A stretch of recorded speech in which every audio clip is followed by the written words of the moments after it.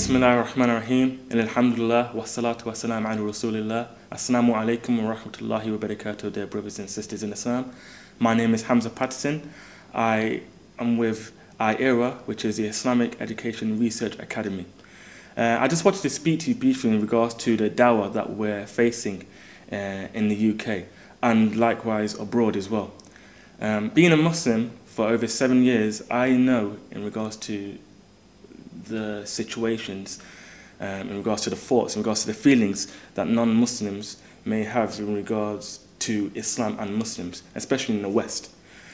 I can remember me being a non-Muslim over 7 years ago. I was a Patterson Christian, and I was a Christian with sincerity in the sense that I thought within myself that Christianity was a true way of life, and I practiced it from a very young age. Both sides of my family are practicing Christians, the Pentecostal and the Baptist denomination.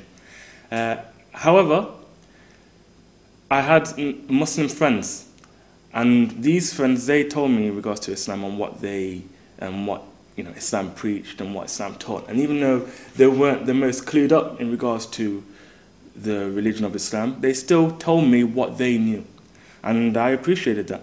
And it made me want to search Islam more.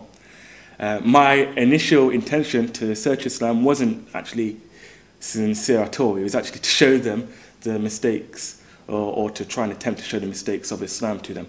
However, when I started searching about Islam, it actually showed the mistakes of myself in regards to my religion, in regards to my way of life. And later on down the line, I started search within myself of whether what I was practicing was actually the true way of life or not. And I had to, because if I was to say that I loved God, I had to do what God loved. So I wanted to search what that was. It wasn't until when I just called myself a truth seeker, and I didn't actually, I refrained from calling myself a Christian because I wasn't actually quite sure, and I didn't want to be hypocritical. I called myself a truth seeker. And it wasn't until then, when I made a certain supplication to God, that's when things opened up to me.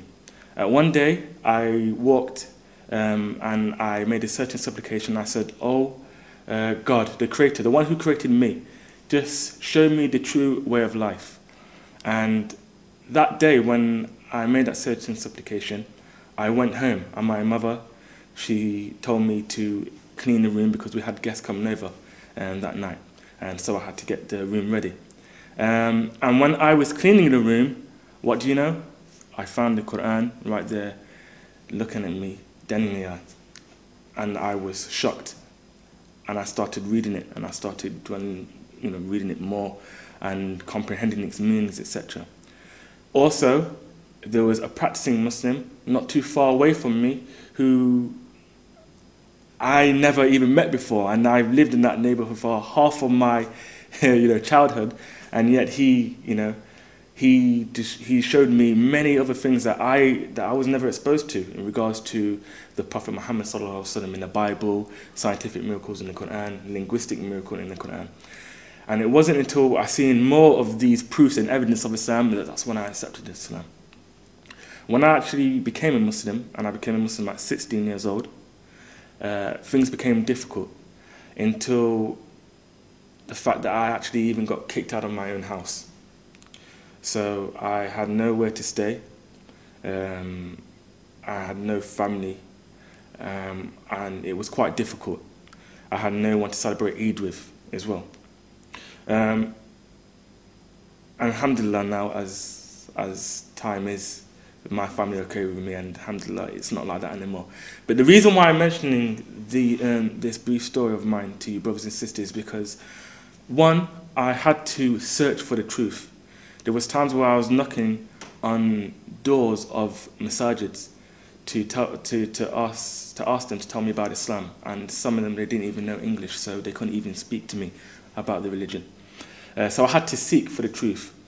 Now, in regards to the dawah of IERA and what we want to promote, is that we want to promote a mass movement in dawah, where people, and you don't have to be lecturers or professional da'is, you don't have to be on stage, just Muslims who have a passion for the religion, spread the message of Islam to ones that they know, they're close with, their colleagues, their neighbours, and not to force them to search and seek for the religion like I had to do.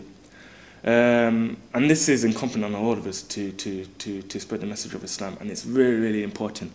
Also, another point that I want to mention in regards to my story is that with me being a new Muslim, things were difficult when I first embraced Islam. I had no one. In regards to IERA, we have a new Muslim support network called Muslim Now. And what they do is they support new Muslims, they keep them firm in the religion, and they teach them the basics of Islam, as well as giving them a family atmosphere so that they don't feel that they are abandoned, like how I did. And this is important to support as well, brothers and sisters, because you'll find that many people that come to Islam, without that support, they leave Islam. Alhamdulillah, it didn't happen for me, but unfortunately it does happen in the UK and across the world. And this is very, really important to support brothers and sisters. We have a Just Giving page, which is a new Muslim pack. And what it is we're fundraising for that so that we can give it to the new Muslims to keep them firm in the religion, inshallah. If you could donate generously, we would really appreciate it. Anything, even if it's £1, £5, £10 a month, or one-off payments even, we really would appreciate it, brothers and sisters, as it really does make a difference. I thank you for watching this video, and hopefully, inshallah, try and go onto the website iera.org.uk and look for future projects and events that we have in the near future for you. Take care. Salam Alaykum.